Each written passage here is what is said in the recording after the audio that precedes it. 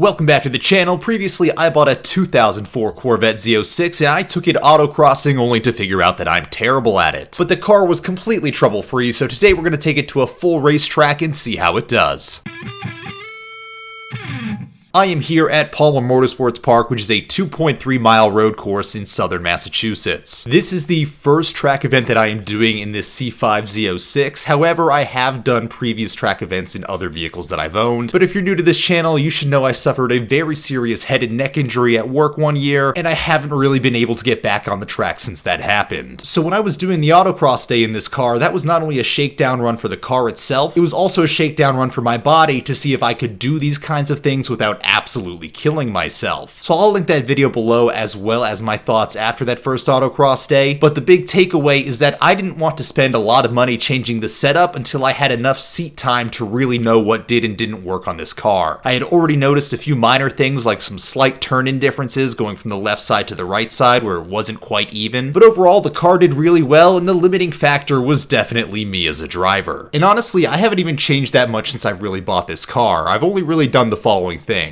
I did new brake pads and rotors on all four corners of the car, I did a brake fluid flush, I did an oil change, and recently I fully vinyl wrapped this car in white. I will link that video in the description below, and the only reason I really did that is I want to be able to drive this thing completely worry-free, so if I have any incidents on the track, like a rock that gets kicked up or potentially me going off the edge of the road, then I won't have to worry about repainting the entire car and the paint is fully protected. And I want to make clear, the chances of something like that happening are really low, but I bought this car specifically to do track events, so because I plan on doing these more frequently, there is going to be more risk as I do it more often, and for that reason alone, it made sense for me to do it. Now, I also looked over the rest of the car to make sure that I had no other major mechanical issues or problems that might pop up. This track day was getting into early summer, it was about 90 degrees Fahrenheit outside, so I brought this little pop-up tent in the hopes of getting a little bit of shade, plenty of fluids to hydrate myself, a couple spare tools just in case, and I lathered my body in sunscreen ahead of time in the hopes that I wouldn't get burnt. But at this point, my car and my helmet had both passed tech inspection and I was ready to run on track. There are two things you need to know about this track if you have not driven it before. One is that it really values patience, there's a lot of late apexes, and two is that it very much punishes you for your mistakes because this has probably the least amount of runoff out of most of the tracks that I've seen. And that is because of bonus number 3, the amount of elevation change on this track is absolutely insane. Every single lap, there is 509 feet of elevation change. It is a lot of uphills and downhills, and that's really going to transfer the weight around your car to the front and the back as you're going up or down those inclines. And that is also why there's not a ton of runoff space, because it's just cliff faces. So they just had to put a wall there because honestly that's still better than falling to your death. This was run with SCCA track nights in America. The cost is typically a little bit under $200. That gets you 3 20-minute sessions, which is a total of 1 hour on track. Like I said, I've done a few events before previously, but I'm learning a new car and in a sense relearning my body as well since I haven't done this after the injury. So with all that said, let's see how this went. My prior personal record was a 1 minute 58 second lap, and that was a car that did not have track pads and rotors. It had some really bad all-season tires, it was much heavier, and it also had no other suspension upgrades, whereas the Z06 has an upgraded front sway bar. So while this car should, at least on paper, easily be able to outperform that 1 minute 58, honestly I would have been happy with breaking the 2 minute mark. But as I quickly discovered, having not done this for so long, I was, let's just say,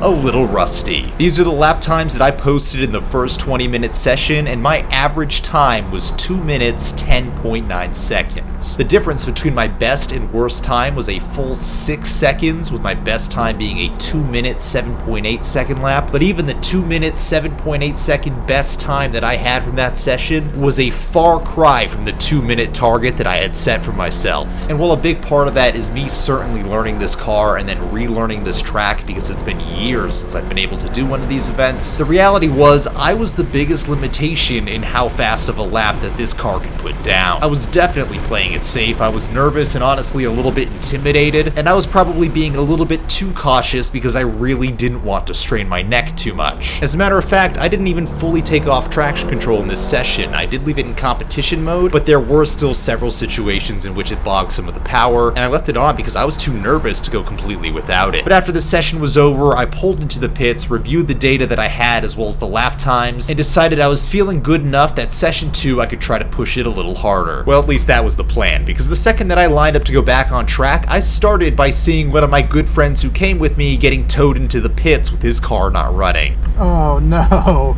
Oh, poor guy. And as you can probably imagine, that didn't instill the highest level of confidence in me because I was worried about getting home. So with that thought now permeating every facet of my existence, I ran the next session with traction control fully on, which means it limited power even more because I was that afraid. But the nervousness definitely showed itself in the first couple laps I posted, starting with a 2-minute 13.2 followed by a 2-minute 10.2, but I was finally able to build up enough confidence that on lap 5 I put down my personal best for the day at a 2-minute 5.7, which was still almost 6 seconds slower than what should have been a very easy target to hit at the 2-minute mark. But just like anyone who's met me for online dating, I knew that I was gonna come here to be disappointed, so I guess ultimately it wasn't a surprise. But jokes aside, really wearing a lot of that rust off in the first session, these are my times for session 2, and I was 1.6 seconds faster per lap on average, with 3 separate laps coming in faster than my best time from session 1. In fact, the best time that I put down was a full 2.1 seconds faster than my best from session 1. Even just that on its own is incredible progress for just one day. So I thought for sure that in session 3 I could continue this trend and push it a little harder and just maybe inch myself closer to that 2-minute target. As I lined up, I started to focus. I dialed in. I knew what I had to do and I was running through each corner in my head, and I finally had a good idea of just how much grip that these tires had and how hard I could push it in each section of the track. The sky above looked ominous as I tried to plan and execute my perfect lap. As my warm-up lap progressed, I slowly pushed harder and harder through each corner, slowly wringing the engine out more and more to extract the most power, making sure all my fluids are up to temp and trying to get just the right amount of heat in my tires to maximize the grip that I had available. And then going into turn 10 into the last cluster of corners before my flying lap, that's when I saw the only thing that could hold me down: the black flag.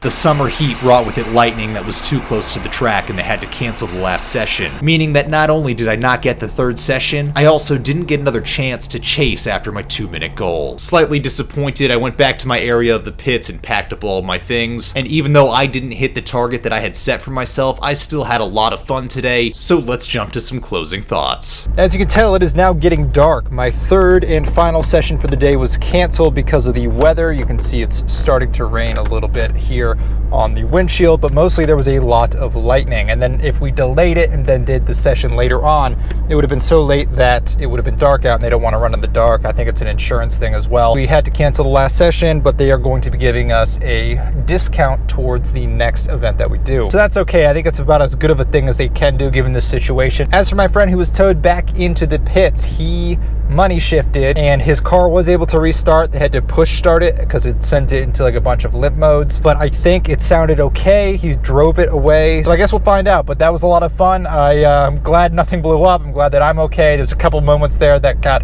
I thought were a little sketchy, but the car was probably fine. Learned a lot about the limits of the car. Definitely be doing this again sometime. So thank you guys for watching. I'm signing off for now, and I will see you next time. So have some fun, take your car to the track, and never stop pushing your limits. Thanks for watching.